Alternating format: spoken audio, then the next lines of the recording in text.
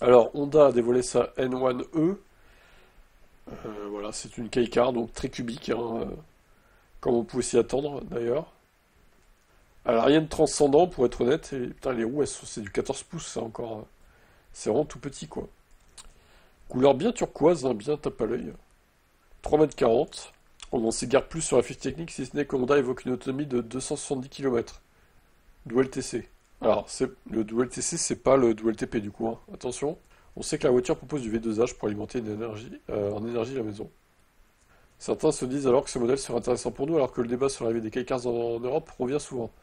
La nouvelle est que ça semble prévu. Donc ils avaient présenté à Goodwood un prototype. Donc là, le volant à droite, évidemment, parce qu'au Japon, il roule à droite, et en Angleterre aussi.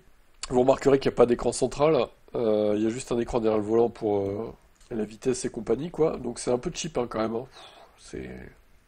Ils auraient pu au moins mettre un tout petit écran, quoi, de 7 pouces, genre.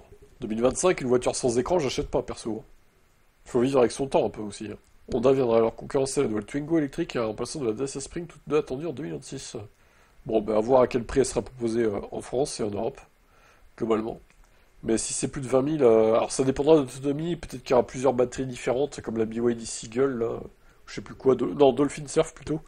Peut-être qu'il y aura deux autonomies, genre une 35 kWh et une 40-45, je sais pas. Ou ce sera peut-être même plutôt 20 et 30, ou 20 et 35, à voir. Ou peut-être qu'il y aura qu'une seule batterie, à voir.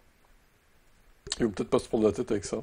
Bon, bah, elle est pas très jolie, mais bon, c'est un déplaçoir, quoi, hein. Ça a quatre roues, un volant, des portes, et puis pour les jeunesses. Vous voyez, je trouve que, par exemple, une IMIV slash C0 Ion, c'est plus arrondi, je trouve ça un peu mieux, quoi, que ça.